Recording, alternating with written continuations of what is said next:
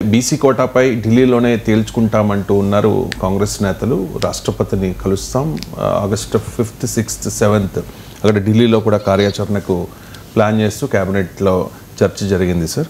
And ఈ BC రిజర్వేషన్ల మీద మోదీపై రేవంత్ యుద్ధానికి వెళుతూ ఉన్నారు. కారణం ఏంటి? అండ్ ఇది జాతీయ స్థాయిలో ఇంత ఇష్యూ చేయడం వెనుక కాంగ్రెస్ వ్యూహం ఏంటి సార్? జాతీయ స్థాయిలో ఇష్యూ చేయడానికి ఎందుకంటే కాంగ్రెస్ పార్టీ మొదటి నుంచి కూడా ఇటీవల కాలంలో సోషల్ జస్టిస్ పాలిటిక్స్ ఎత్తుకుంది. సామాజిక న్యాయ రాజకీయం ఈవెన్ 2024 ఎలక్షన్స్లో కూడా అదే అంటే హిందుత్వ పాలిటిక్స్ మోడీ నాయకత్వం బీజేపీకి ఒక కౌంటర్ నరేటివ్గా ఈ సోషల్ జస్టిస్ పాలిటిక్స్ను కాంగ్రెస్ పార్టీ మొదలుపెట్టింది. అందువల్ల 50% రిజర్వేషన్ల పరిమితి ఎత్తివేయాలని, కాస్ట్ సెన్సస్ జరపాలని ఇలా రకరకాల పద్ధతుల్లో కాంగ్రెస్ పోరాడుతూనే ఉంది.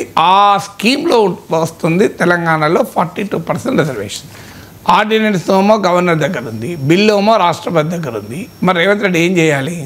సో ఆయన చేతులు ఏముంది?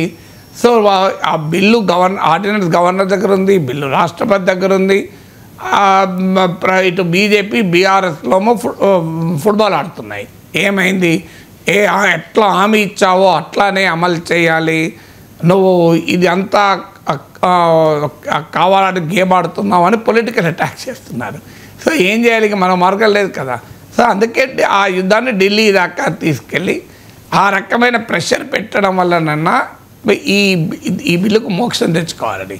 ఎందుకంటే అల్టిమేట్గా 50% పరిమితిని మించి రిజర్వేషన్లు సాధించాలి అంటే అది అసెంబ్లీలో చట్టంతో సాధ్యం కాదు.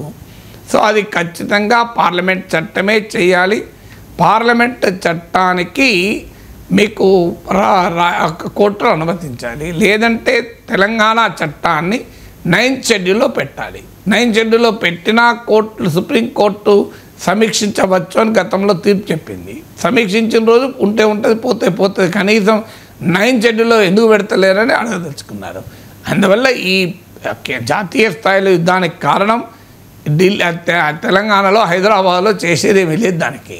సో అందువల్ల చేయగలిగింది ఏమైనా ఉంటే కేంద్ర ప్రభుత్వ చొరవతోనే సాధ్యమవుతుంది. కేంద్ర ప్రభుత్వాన్ని అందుకే బీజేపీ పైన ఒత్తిడి తేవటానికి మీరు అసెంబ్లీలో మద్దతు ఇచ్చారు, మరి కేంద్రంలో ఎందుకు చేయడం లేదు?